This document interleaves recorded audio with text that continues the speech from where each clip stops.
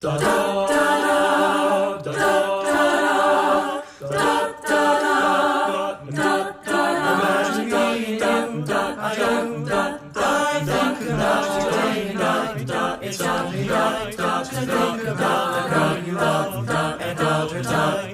happy together.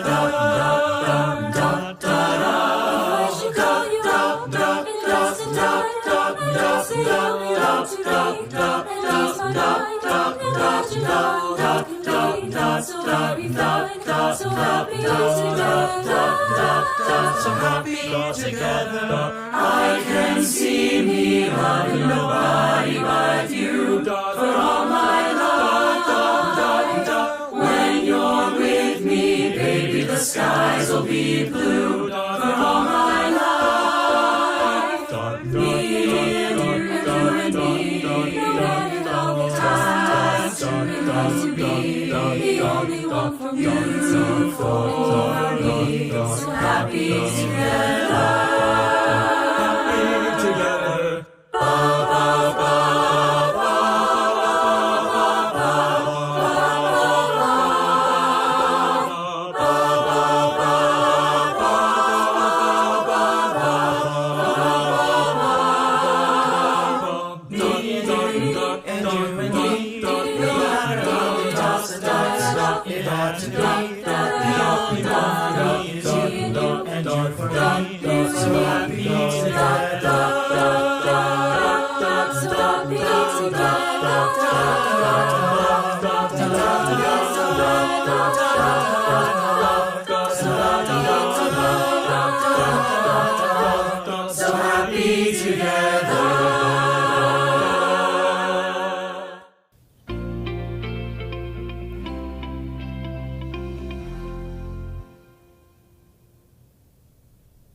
Well, good evening, everyone.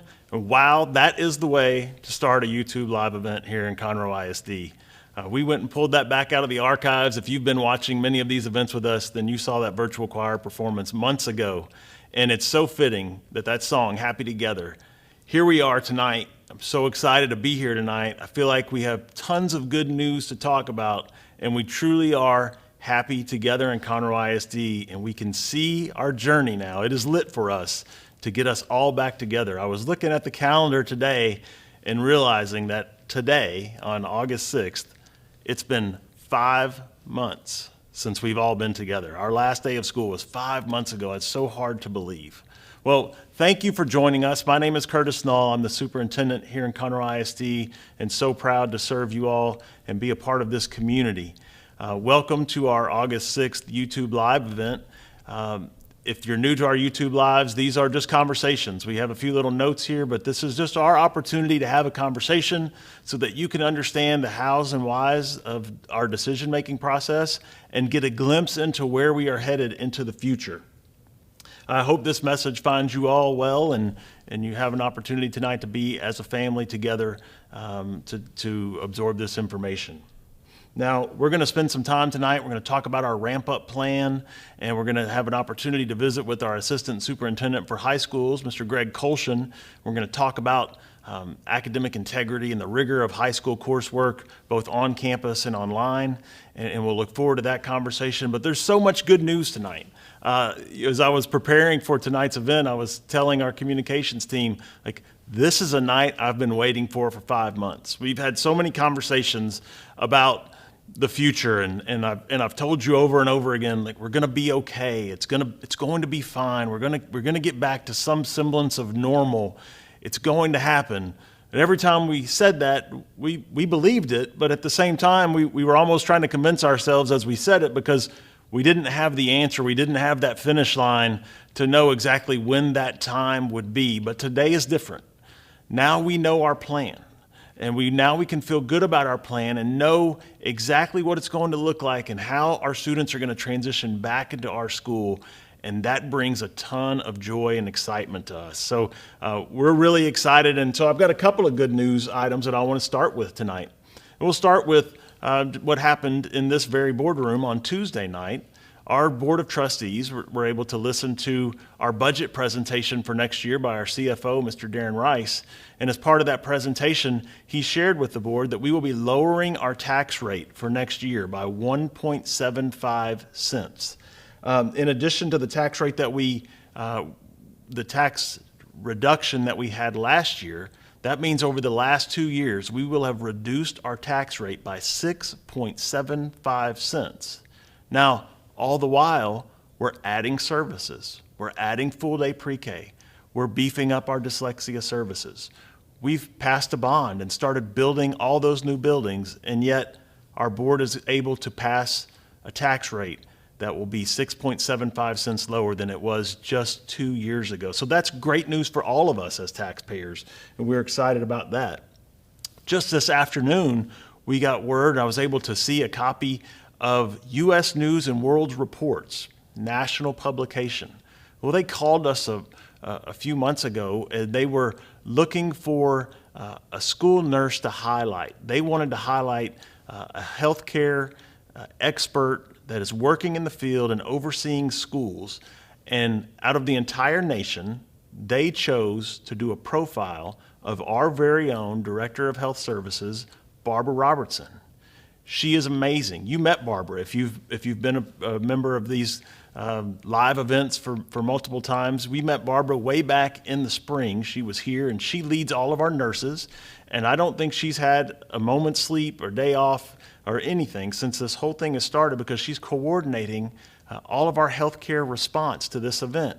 Well, now she's been profiled in a national publication as being a leader in healthcare services across our nation. And how fortunate are we as a school district that she is here with us, and she is making those decisions for us as employees, for us as parents, and our students. So congratulations to Barbara. If you'd like to see that article, I actually tweeted it this afternoon, and I think our Conroe ISD Twitter account also tweeted it. So you can go to Twitter and you can find that article. It's a lovely article, and her praise and recognition is so well deserved. So we're really proud of her. It's great news. But I think what we're most excited about today is the fact that our staff is returning to work. So yesterday was a huge day for us in Conroe ISD as our teachers and nurses returned to work. So for us in this building that work in the administration building, we come to work, and Conroe High School is directly across the street from us. And Conroe High School had their drum line out front yesterday to welcome their teachers as they returned to school. So for all of us to be here and look across the street and for the first time in 5 months see our teachers entering the building and have students, children out front doing what they love, playing the drums, socially distanced, all wearing masks, doing it in every way the right way, but the joy that you could feel just coming across the street and to watch everyone in this building feel so different about themselves yesterday than we felt for the last 5 months, because here we are, right? We come to work every day because we want to serve children and we want to have children in our schools. And for the last 5 months, it feels like it's just been me standing in this room talking to this camera and knowing that you're out there, but still, it's a feeling of being alone somewhat. But yesterday, it all became real. We saw those kids and we saw the teachers, and we looked at social media posts of our teachers across the district, and to see them back, it was just so refreshing. And then tomorrow, we're going to welcome back our bus drivers and our paraprofessionals and our child nutrition workers. All of those employees will be back tomorrow too. And finally tomorrow, for the first time in 5 months, we will be whole again as employees back in our buildings. Because although our teachers were working in the spring, we couldn't allow them in our building. So they were forced to work remotely from home without all the resources, and it was very difficult on them. But now they're back and they're in our buildings, and it's a joy-filled moment. And I'm going to have to try to do my best tonight to not talk too fast, because I am excited. When I get excited, I'm going to have this tendency to want to talk really quickly. But that's the best news that we've seen, is to see our wonderful employees, all 8,500 of them, back at work and ready to serve our students. Now, we have learned through this process, and we've talked about it over and over again, that kindness and positivity matter, right? And we've tried to keep our positive attitude, and we've tried to be in this together, through this whole process. And there have been times where maybe we don't always agree with one decision or another, but at the same time, we always understand that this is about the Conroe ISD family, and this is about making decisions that work for 66,000 kids and 8,500 employees and a large community, and we've done that. And although we've had our moments, we've always stuck together, and I'm really proud of that as a community, and I think we all should be. And it's hard to always feel positive when you can't see the end, when you don't really know what the future holds. But here we are tonight, and we have that idea, and we're going to be able to talk about it, and it does feel really well. Now, one of the things that we know, and we've talked about this over and over again, is anything can and will change, right? Things change constantly. We feel good about this plan, and we think that it won't have to change between now and then, but there are realities in this world. One of those is TEA is the agency, the Texas Education Agency, that oversees all public schools in the state of Texas, and they released on Tuesday the set of rules for us to follow, and this was the third set of rules that they have given us in the last 10 days. So the third time that they have changed in just the last 10 days. So things change constantly. And one of the things we've also talked about as a community here is we need flexibility, and we have to be willing to give grace, because we're all going through this for the first time ever. None of us have experience in dealing with a global pandemic. And so we'll offer that same grace to TEA. They're doing the best they can as well. So we're not going to complain or gripe the fact that they've had to change their rules. They're doing the best they can with the information they have. So when they have to make changes, we'll just go with the flow. We'll make changes too, and we'll know that they're doing their best, and you'll know that we're doing our best, and in the end, we'll come up with a great plan, and it's all going to work out. And we're going to get our kids back in school safely for those that want to return, and more importantly than just getting them back into school, we're going to keep them in school. Because that's really been our promise through this entire process, is to develop that plan that will not just get them into school, but will help them stay in school and help every student have a great school year, but especially those seniors, to have all those monumental occasions that need to happen for seniors. We want to make sure that that can happen and they don't get canceled throughout the school year. So we're going to be prepared for everything. We have to be prepared for disruptions and momentary and temporary closures and just changes of things. We all have to be prepared for that, and we know that it may occur, but we also know that we can handle it, right? If we've not proven anything over the last 5 months, I believe that we have proven that we can adapt and we can make things happen and we can get better. And I'm not just talking to the school district, I'm talking about us as a community.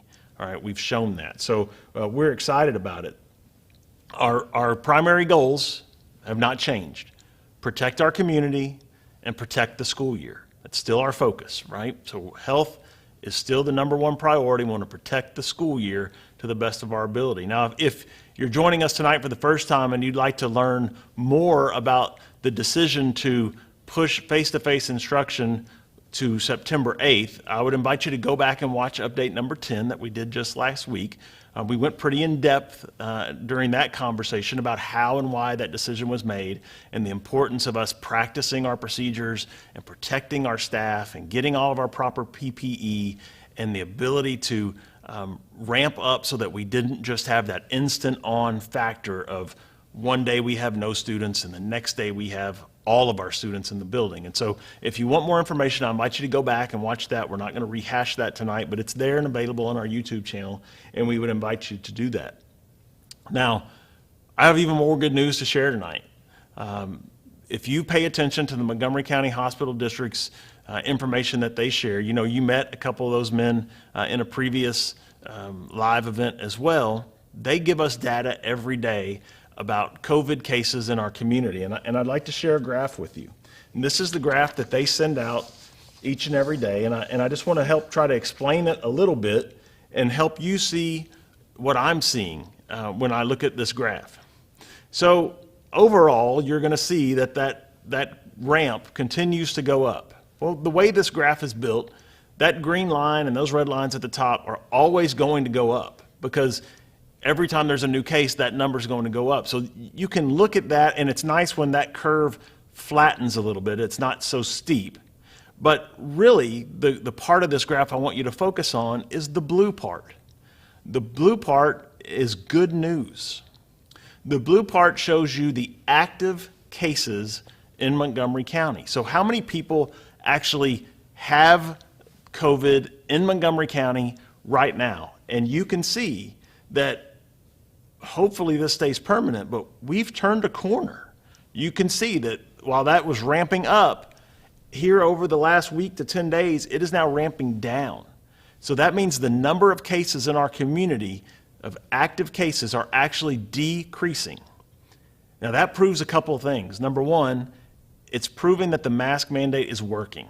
It's proving that when we take the time to wear our masks, we socially distance ourselves from others, we try to stay home as much as possible, it's effective in lowering the amount of this virus in our community. Well, why is that important? Well, if lowering the amount of the virus in the community, by doing that, we're going to lower the amount of the virus that's going to walk into our schools when we have face-to-face instruction.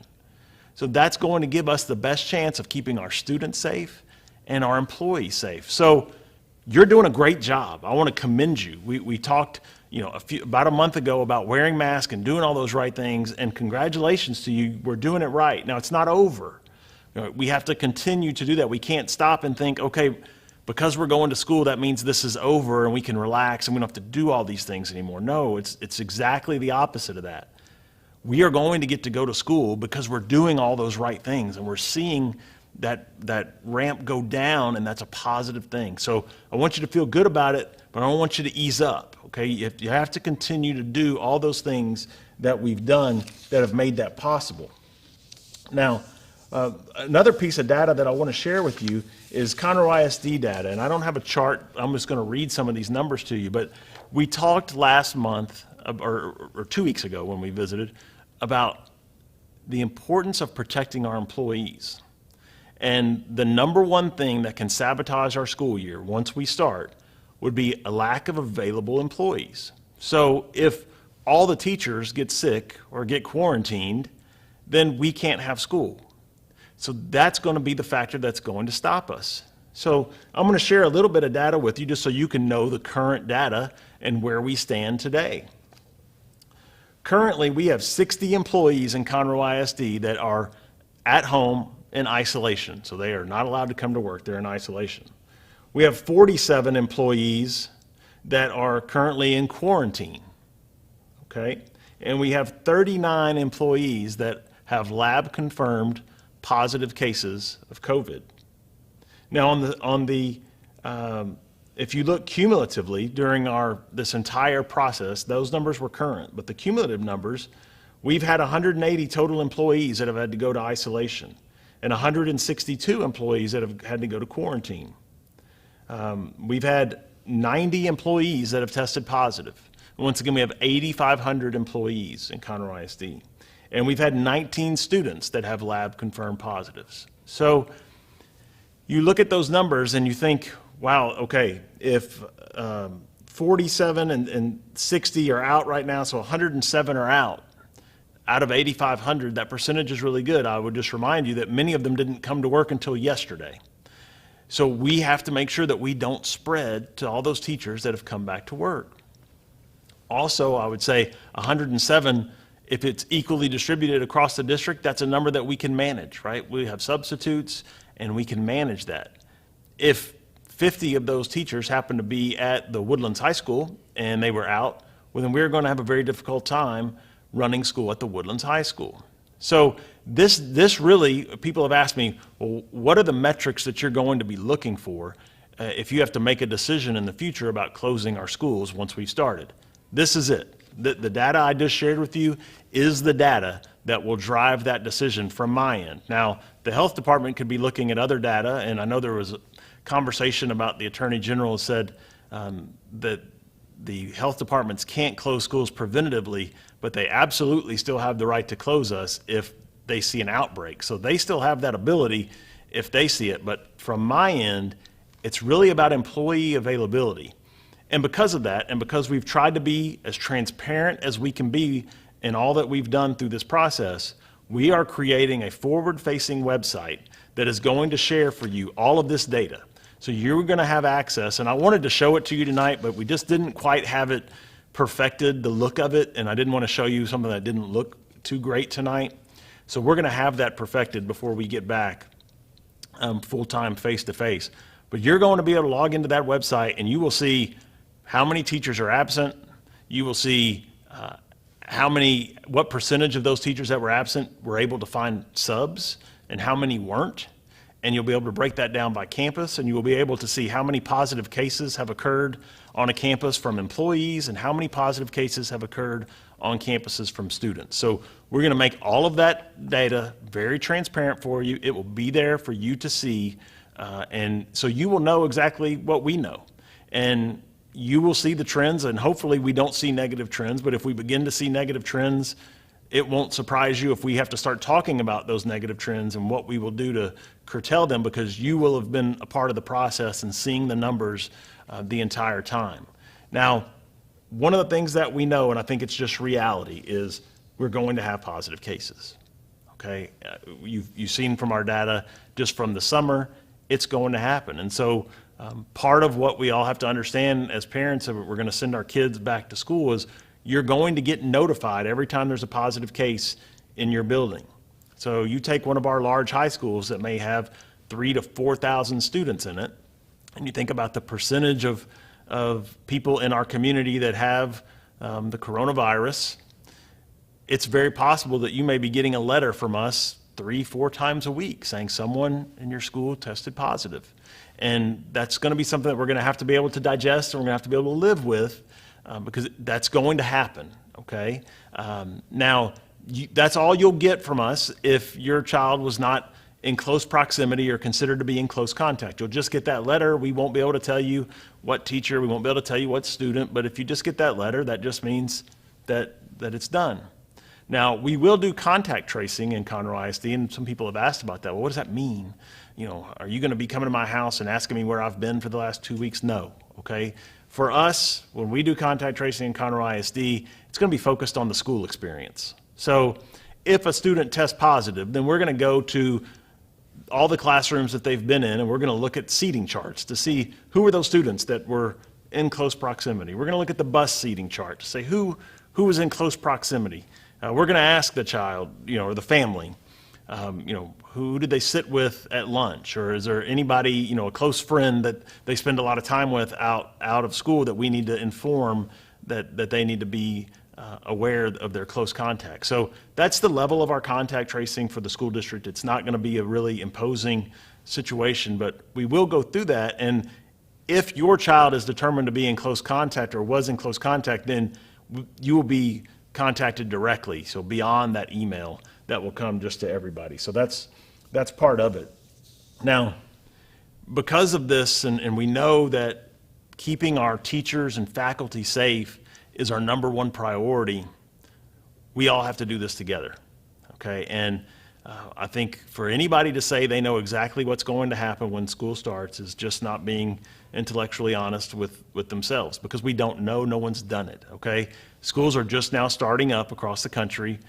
It's going to be weeks before we begin to see the true ramifications, but we do know that if we do the right things, we can protect our teachers, and that's why we will be requiring masks of all students 3rd grade and up. And I will tell you and encourage you parents that have pre-K through 2nd grade students, they need to wear a mask too, okay? We need to protect those teachers as well. And right now we don't have that mandate in place, but if we begin to see data that our pre-K through 2nd grade teachers are becoming at risk because of that situation, then that mandate could change.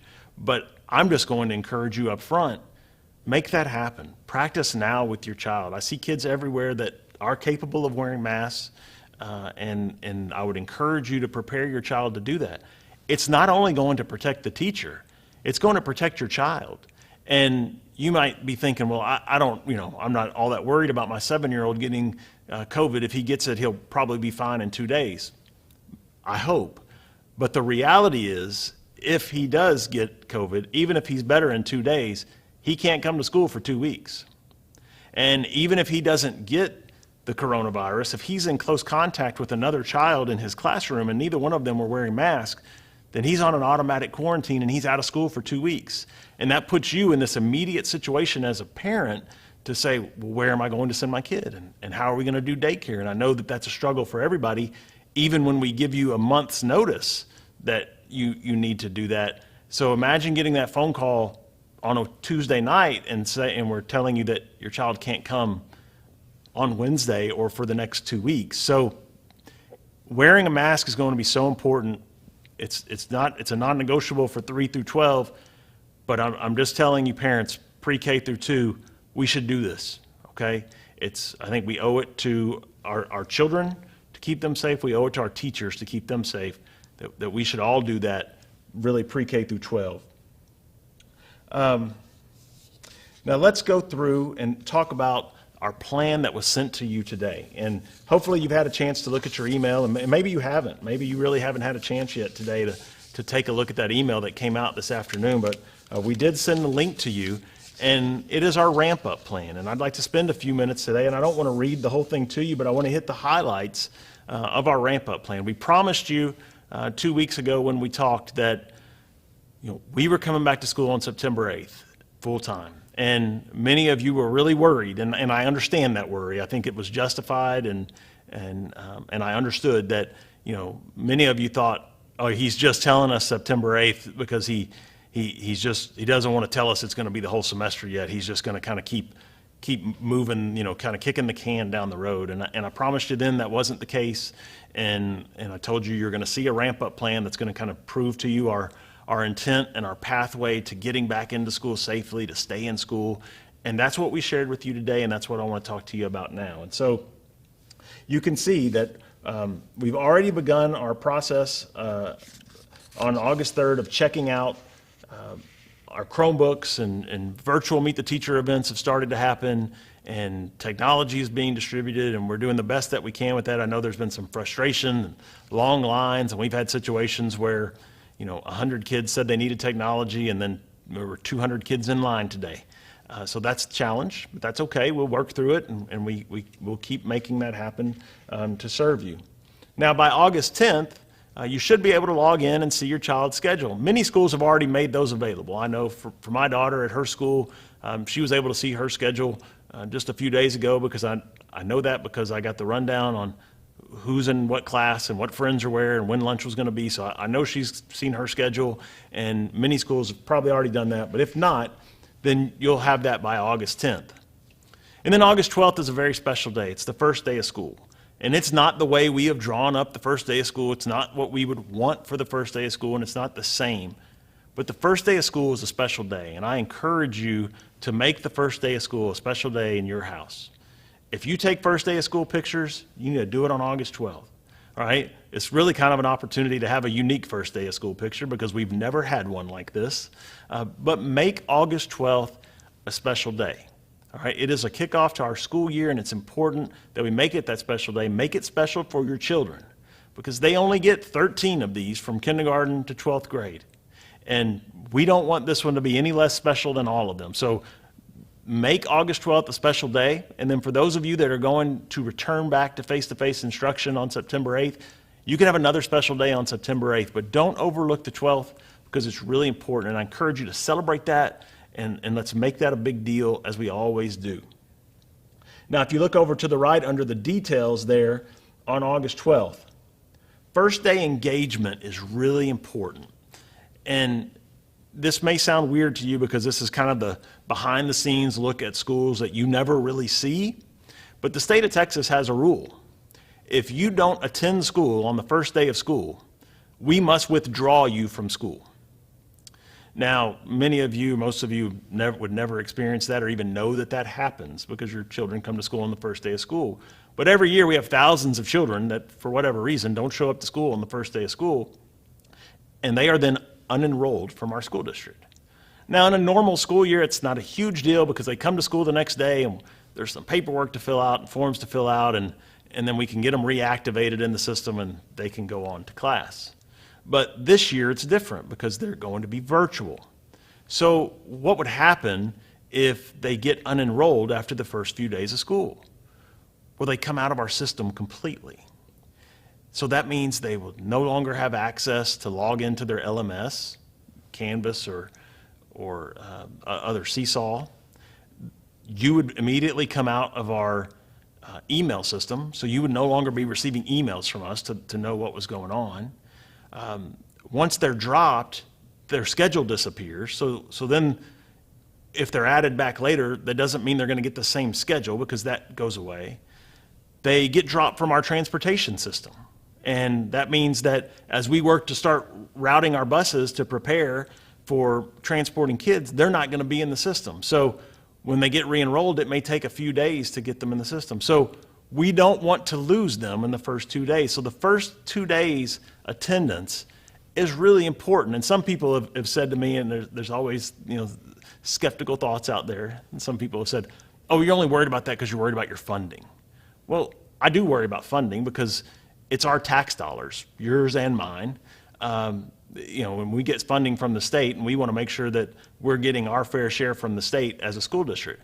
But this situation has zero to do with our funding. The state has already guaranteed our funding for the first 12 weeks. So if your student is absent on the first 2 days, or you choose to not be enrolled in our school district until September 8th because you want to come then, it's not going to hurt us as far as funding goes. There's no penalty for us. All the negatives are on your end, and that's why I'm just trying to make sure that you understand what those negatives would be. I don't want that to happen to your child. In addition to that, if they didn't get re-enrolled and then showed up on September 8th, they will have missed half of the grading period. And so that first 9-week grading period, they are going to be behind for the entirety of the grading period. So it's important that your kids are enrolled now, they stay enrolled, and they're present on the first day of school. So how do I be present on the first day? I keep saying be present on the first day of school, and you're thinking, but you're telling me I can't send them. How can they be present? Students can be counted present simply by logging into their LMS. So Canvas or Seesaw. They log in, they do some type of activity, they are counted as present. If students haven't logged in, and we're going to be able to track that, then you'll likely get a phone call from a teacher at the school saying, hey, want to check and make sure that your child is active in learning today and they're starting school, and you say yes, and that counts as present. So that's another opportunity that we have to do that. We don't want to drop anybody, because as soon as that happens, all those bad things are triggered for your child. So if you need to be prepared for that first day of school. It's important that you log in, and know that if you don't, the school will be calling, because they're just trying to keep you involved and engaged and enrolled so that you don't lose access to that LMS. And then, because if you are unenrolled, then you have to get re-enrolled. And that process might involve you personally have to come up to the school to do that. Once again, another huge inconvenience for you, not something that we want you to have to do. So I just stress to you that importance, not only the importance of being enrolled, but just that significance of the first day of school. Let's celebrate that, and let's make it special. As we go into August 12th through September 4th, students need to engage and participate daily. All right, we will be taking attendance, and that attendance can occur at any point throughout the day, but they have to do work. They have to work every day. They have to do their assignments.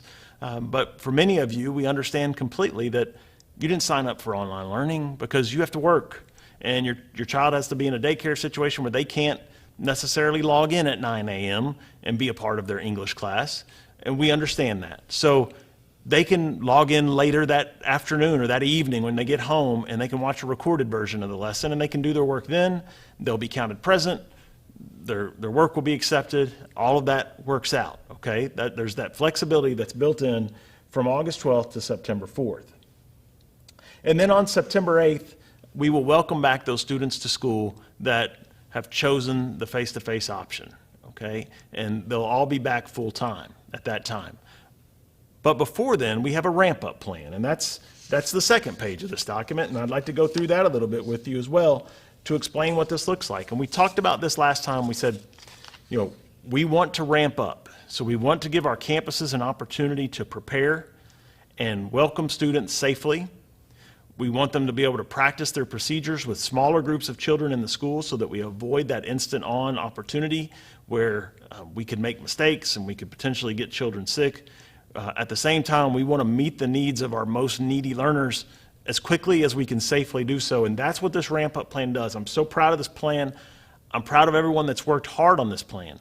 Is it a perfect plan? No. I don't know if a perfect plan exists, but it's our perfect plan, and it's a plan that I believe in 100%, and it's a plan that I know will keep our teachers safe, and it will keep our students safe, and it's the plan that gives us the best chance to stay open throughout the school year. So it's our perfect plan, and we're really excited about it, and I hope that you will be as well. So when we start on August 12th, we're all going to be online, and that's going to give us that opportunity to get established online and make sure that everybody is prepared in case we have opportunities or instances where we immediately have to close, and then we have to switch to online. Everybody's going to be prepared for that. Now, starting that next week and starting on August 19th, which will be that Wednesday, our students with the most significant learning needs will begin to be personally invited back to school. And schools will be reaching out to those students specifically. It'll be based on information that's contained in students' ARDs and IEPs specifically. Now, what you'll see when you look at that document, you see the little icons, and it says there, so if students are included in that group, and you'll be contacted by your campus if your student is to be included in that group, the little bus icon tells you that if your student's included, there will be bus transportation for them. The apple means that there will be meals, and the face mask means that we're going to be following all of our safety precautions during that time, okay? So that will begin August 19th. The very next week, we move to our next group of learners that we know are really going to struggle online, and that's our youngest learners. So on August 26th, once again a Wednesday, we will start school on that day for PPCD, pre-K, and first grade. Once again, it'll be normal procedures as far as busing, lunch, and all of our safety precautions will be in place. Now, that's a wonderful thing. You know, we can talk about all the things that are wrong and not normal that we don't like about this school year. This is one that I love about this school year, because what a great opportunity for our youngest students to be able to come to school without everyone being there. For you, maybe as a parent of a first-time student, to know that your child's going to be handled and treated with a full elementary school staff for only 3 grades. So there'll be somebody there to walk them to class. And think about the tasks that we have here with pre-K and kinder specifically. Think about your own children when they were 4 and 5 years old. Social distancing is not really a concept that's going to be easily grasped by a 4 and 5-year-old. So we're going to need that extra time with them and extra hands on deck to help teach them that and help work them through and teach them how to have school and do school with these new rules. But we're going to be able to do that safely because it's going to be a small group of students in the school, and they're going to get all the attention. And that's a wonderful thing. I really wish that's something we could do every year. We can't, but we can do it this year, and I'm proud that we are doing it. And those students with the significant needs, they'll still be coming. So if they started the week before, they will continue daily, and then our youngest learners will start as well.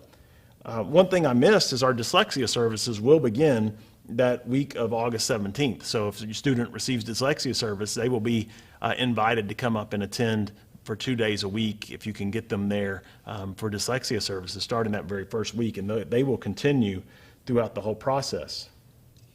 Now the next week, August 31st through September 4th, we'll still have our students, everybody's still learning online. Our PPCD, pre-K, kinder, first will all be attending school every day. Our significant learning needs students will still be attending school every day. But we are then going to be bringing in by alphabet subgroups our second graders through our seniors. And they will come one day that week. And so you can see the alphabet breakdown. On August 31st, students with the last names A through C. September 1st, D through J. September 2nd, K through Q. And September 3rd, R through Z. They only come one day, so it's not a building cumulatively event. They come one day. Well, what are the benefits of that week? They're immense, okay?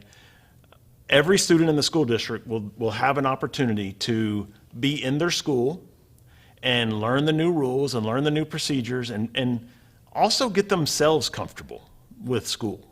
And they're going to be able to do that with only 25% of the student population present, which is going to help them feel a lot more comfortable that first day.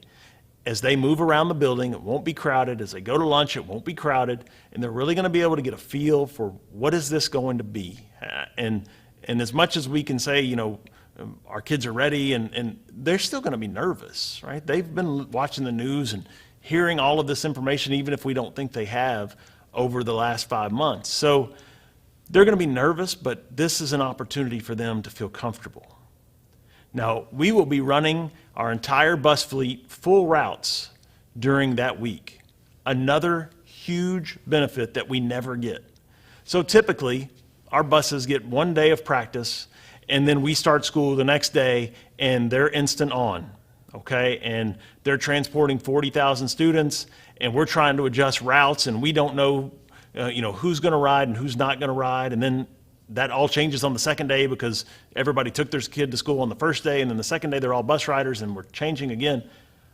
Well, in this scenario, we're going to get an entire week for our bus drivers to practice, and we're going to be able to balance routes, and we're going to be able to change routes that need to be changed before the first day of school. And we've talked about this before, but the first day of school can be really hard, all right? Traffic's bad, our buses can be bad, they take so long, especially if you have an intermediate or junior high student, they're the last tier of our bus runs, they can get home so late. This should make us much, much better.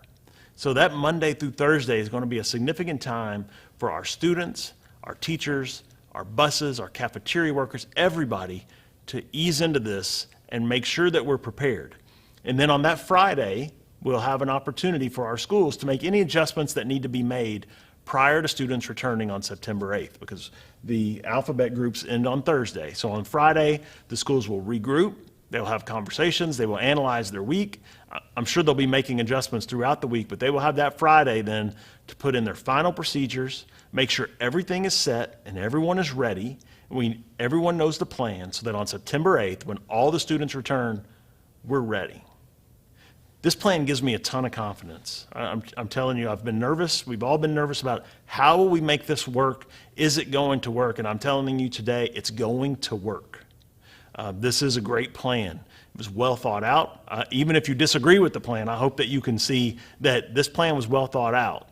And there's a process here that is leading us to a very safe reopening and allows us to stay open.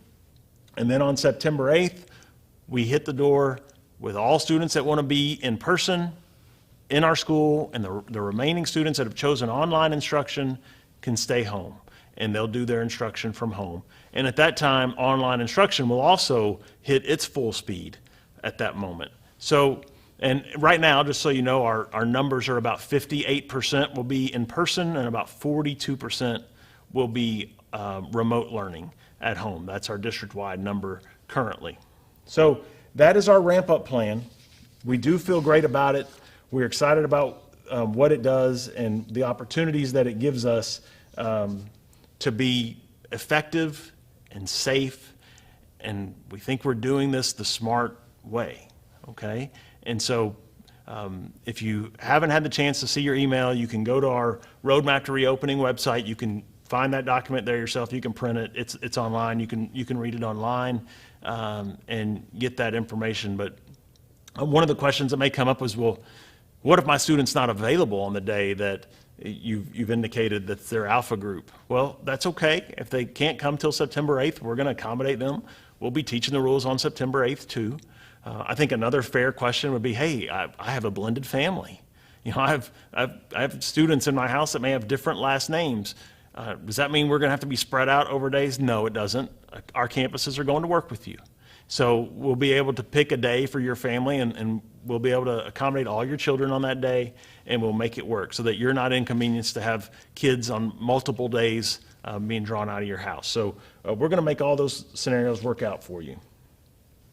One of the other things that I'm excited to share with you tonight is that we have a help desk that we are going to stand up here next week that is going to help you and help your students if they have any problems as they log in to Canvas or Seesaw, or you're having parent access problems or they're having student access problems. And this will work for teachers as well. So it's going to be open beginning on Monday from 7:30 a.m. to 9 p.m. every single day. We will have a live person answering the phone that can help you with these technology problems. You can see the address there at help@conroeisd.net, but the phone number is really the important piece there. And once again, this will be up on our website so you can find it easily. You don't have to write the number down tonight, but it's 936-709-7658, and there's going to be a live body on the other end of that phone that's prepared and able to help you with any problems you may have logging into any of our systems. Now, they're not necessarily homework help, okay? They're not going to necessarily be able to help you with the content, but their job is to help you with getting into your LMS and handling the technology and making sure that you can access the content. So we're excited about that. That's a new thing for us, and we've just kind of got that really going in the last few days, and we think it's going to be wonderful. Now, a lot of you are asking great questions about high school. And you're thinking, wow, how in the world are we going to guarantee the integrity of our high school systems? We know that GPA is important. We all have, our own moral and personal beliefs about academic integrity and honesty, and how are we going to ensure that? And a million other questions that circle around high schools. And so tonight we've invited Mr. Greg Colshan to join us. As we said at the beginning, Mr. Colshan has years and years of being a high school principal under his belt, and now he serves as our assistant superintendent for high school. So he works directly with all of our high school principals to tackle these issues and all issues that come up for high schools. And so, Mr. Colshan, welcome. Thank you. Glad you're with us tonight from across the room. Let's talk about that. I know you're getting a lot of phone calls in your office, and people have these questions. So how about the rigor of high school, and how, is my child going to be punished if they're at school versus a kid that's at home? Or how are we going to ensure that we have equal rigor and that grades are fair? Well, we spent a lot of time this summer with our curriculum and instruction department working collaboratively with teachers on campuses to develop a curriculum that will work for both in face-to-face instruction as well as online instruction. So ultimately, in the high school setting, each one of the high schools will have teachers who will teach both face-to-face students and remote students at the same time. So they will be delivering the same instruction. Remote students will be taking the same exams as the face-to-face students do. We met earlier today and talked about this with the high school principals, and teachers have been working on developing alternate assessments, so it won't all be multiple choice exams. Exams will be timed, so whether you're sitting in class or testing remotely, you'll have the same number of minutes to complete the exam as a face-to-face student would. We also have a software that we are able to purchase that is used by many of the colleges and universities across the country. The University of Texas system uses it. Baylor, Duke, Ohio State University use this software to help them monitor their online exams.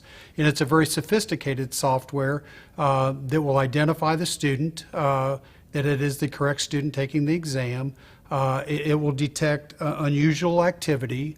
It will flag unusual behavior, checks for plagiarism, checks the room to make sure there are no other web devices in operation. It requires students to have a camera on their computer, and it monitors those students and then notifies the teacher if there's any unusual behavior. It's been very successful in many Texas high schools that do online learning, and we're excited about the opportunities it has for our students to create a level playing field for all students, regardless of whether you're online or face-to-face. And the name of that program again, was it? Proctorio. Proctorio, okay. And as you said, used by major colleges and universities throughout the nation to that's how they have guaranteed it. And that's been a purchase that we've really been active on since March, as we anticipated that this would occur in the fall. And course assignments, grade books, the grading policies, they'll be the same, Mr. Colshan, for online and face-to-face? Identical for online and face-to-face. Okay. Assignments will be given at the same time. They're expected to be turned in at the due date, whether you're online or face-to-face. Like I said, if it's a test day, students who are face-to-face will take it in class, and students who are learning remotely will have the same number of minutes those students did in class to take that. Now, they may not take it at the exact same time those students do, but they will also have the same opportunity and the same time limit to take that exam. Great. And yeah, I know that that's something that we're all worried about. We want students at home and at school to have equal learning opportunities, and we don't want to see either at home or at school gaining an unfair advantage in the GPA situation Absolutely. because of the choice they've made. We should have a great learning opportunity for both, and that's something that we've really tried to dedicate ourselves to. And you know, one of the other things that comes up a lot is extracurriculars. You know, I know that for a lot of students, that's the thing that brings them joy when they go to school. They do the rest, but they love their band, and they love their choir, they love their athletics, or whatever it may be. So where do we stand on extracurriculars in Conroe ISD and then in the state?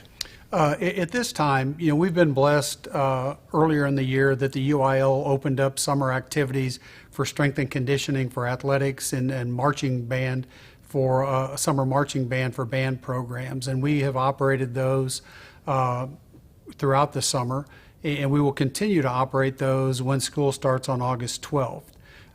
When school starts on the 12th, all of these extracurriculars will take place after school or before school. The 7:15 to 2:35 timeframe for high schools will remain dedicated to academics, and the middle school level, junior highs, the 8 to 4 hours will be dedicated to academics, and any extracurriculars will have to take place after that. We anticipate the UIL has moved the football season back. The first week for play will be September 24th, 25th, or 26th, and our schedules have been pushed back accordingly. We still haven't finalized those schedules because a lot of our non-district game opponents were from Harris County, and they are under restrictions that we are not currently under in Montgomery County. So several of the schools are looking for non-district games, but as we get more information, we'll share that as well. Volleyball kicks off with practice on September 7th, as does football and marching band. And a lot of our other extracurricular activities will continue with their strength and conditioning programs until we go face-to-face, and then we'll go into the regular schedule of, if you have a band class, you'll go to band class. If you have athletics, you'll go to athletics. And I know that, you know, for us, football games are not just football games, they're community events. Like, you know, it's something that brings the whole community together, where you see bands and drill teams and cheerleaders and JROTC, and in addition to the great kids that are competing on the football field. So do we know yet exactly what those events are going to look like? What are football games going to feel and look like? Well, our goal is to make it as normal as possible and following the UIL restrictions. They are currently limiting us to 50% capacity in the stands, and to accommodate as many people as we can. Our goal is to take care of our participants and their families first. So we will dedicate as many tickets as we can to each player, band member, drill team member, cheerleader, anything associated with the event that night. We want to make sure their parents can see their children perform and compete. Once we identify how many there are for each campus, we will socially distance. We're going to skip every other row in the stadium, and we will keep the drill teams and bands in one section and keep them at least 10 feet away from any other spectators. The concession stands will probably see them a little bit different. They won't have the same variety of things that they do. We want everything to be pre-packaged and easily obtained and consumed. We want it to be as normal an experience as we can and still keep the safety of our students and participants and spectators in mind. Now, one of the rules that we've had to follow in the past has been, the UIL has really limited our ability to stream games, correct? Right. Like to show games live, that we've not been allowed to do that. Have they changed that for this year? They have. They recognize that due to COVID and the restrictions, that a lot less people will be able to attend games.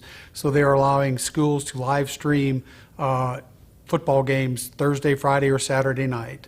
We're excited about that. We plan to live stream every one of our Conroe ISD home games. So that's a great opportunity for those grandparents or extended families that, perhaps we just may not have enough tickets to get everybody into the stadium, but they can be a part of it live online. And Yes, they can watch wonderful. every one of them live online. We're really excited about that opportunity, and it may be a thing of the future that if the UIL sees it works really well, could be an opportunity for them to continue that in the future. That's great. I know y'all have answered a lot of questions in your office over the last few weeks. Are there any pressing questions that you've heard multiple times that we haven't had a chance to address tonight that you'd like to get out there? No, most of the concerns we've heard about the equity of online versus face-to-face and making sure that there are not students at a disadvantage either way for the selections that they and their parents have made. Okay, wonderful. Well, Mr. Colson, thank you for all that you do in leading our high schools. We know that's a daunting task, and all of our high schools do great work, and so we thank you and appreciate you for your service and leading them, and all of our administrators and teachers throughout the district, and especially at our high schools as it relates to these situations. It's unique, so thank you very much. Thank you. Well, just a few more quick items here as we begin to wrap up this evening's conversation. I've had a few questions come in about what platform will we be using for that live face-to-face interaction between teachers and students. And there's a lot of different things out there from WebEx and a lot of different platforms. We have chosen in Conroe ISD to use Zoom, and many of you are probably familiar with Zoom. You might remember that in the spring there were a lot of concerns of some school districts that had security concerns with Zoom, and I want to assure you that we have actually gone in and purchased a Zoom license for every one of our teachers. So every one of our teachers will have their own account. They will not be functioning on the free account that doesn't have all the safety features. Our teachers will be functioning on a purchased Zoom license, which will allow us to turn up and ramp up all of those safety features so that we don't have the problems that people had in the spring. So we're proud to be able to make that purchase and bring that in for the safety of our students. I'm going to try to hit a few of the questions here. One of them is, well, what if my student qualifies as a student that has significant learning needs and they would to be invited in early, but I don't really want them to come before September 8th. Maybe you want to see that chart continue to slope down until September 8th before you're going to feel comfortable, and that's okay. You simply have that conversation with your campus, and your child can stay in remote learning until September 8th. That's a choice that you can make. It's the same conversation for PPCD through first graders. We certainly are going to invite you back on that August 26th day, and we hope that you'll attend if you've chosen face-to-face instruction. But if you choose not to come that day, but you have chosen face-to-face, you'll still be welcomed on September 8th. You won't be unenrolled, or none of those things will happen. You just continue to do your online work, and then we'll welcome you back on September 8th. So that won't be a problem at all. Mr. Colson has talked about that, the ensuring the quality of education, especially on the high school level, and the equity for online versus face-to-face. It's going to be the same conversation throughout, all the way down from high schools all the way down into pre-K. The curriculum has been written and rewritten to make sure that we are providing the same curriculum to both those that are face-to-face and online. So you should be at no academic advantage or disadvantage based on the choice that you need to make for your family and your family's safety. That really shouldn't have to play a part of your conversation. You should be able to make that happen. Somebody asked, well, how could we have lab-confirmed positives if school's been closed? Well, school was closed through the spring semester, but once we got to summer, some activities began on campus. We still have a lot of our employees, 1,500 employees or so, that work throughout the summer. So some of those lab-confirmed positives come with them. And then we had students, as Mr. Colson mentioned, participating in extracurricular activities. And so those students can generate the positive tests as well. So we never just close the doors and walk away. There's a lot of things that happen in the school district over the summer. Where will people go to view games online? We'll stream them. We have some outside vendors that we work with as well. We will make sure as we approach the football season, our goal is at least 2 weeks before the first game and maybe a little sooner to bring you all the information about football season and games and what tickets will look like and seating and try to get you all that information. Honestly, we have a pretty good plan in place today. We are choosing not to share it yet because, as we talked about at the beginning of this conversation, things change so fast.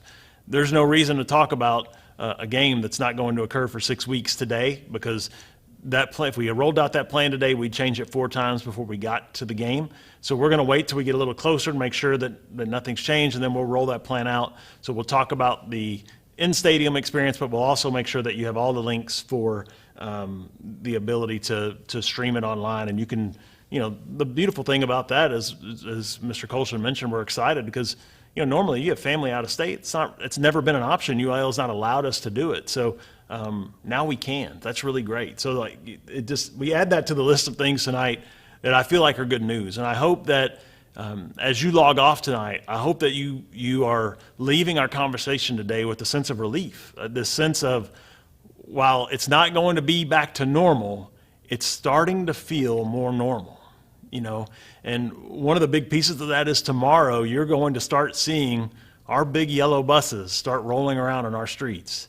And that's just part of that feeling normal. And I hope that brings you that same sense of normalcy and safety and here we go, we're going to be fine. And we've talked about that so much, like we're going to be okay. And here's our path. We have it now. And we're going to see those buses rolling, and we're going to hear children's voices in our schools, and we're going to begin to see all the wonderful things that happen, and we're going to have that excitement of the first day of school on August 12th. Even though it's online, we're going to have that excitement and that anticipation of the next few weeks, and then leading up to that September 8th. So many good days ahead of us. And it feels like it's been so long, because it has. It's been 5 months, as we said, since we've been in school. But we can see the end now. We can see this opportunity. And it's going to take every single one of us to make it happen to keep us in school, right? I'm making the pledge to you that we're going to be in school on September 8th. And what I'm asking you is, will you all be with us to do everything that you can do in your family and make all the choices that you can make in your family that will help us stay open, because that's our ultimate goal. So a night of great news in Conroe ISD. Just a time of excitement as we welcome back to all of our employees, and we begin to see students to make appearances into our building, and we do it safely, and we know all the great days that are ahead. So thank you so much for joining tonight. We appreciate this opportunity to visit with you. We wish you a wonderful evening, and we look forward to that first day of school on August 12th and all the special pictures and moments that come with that. So thank you very much. Wish you a safe evening.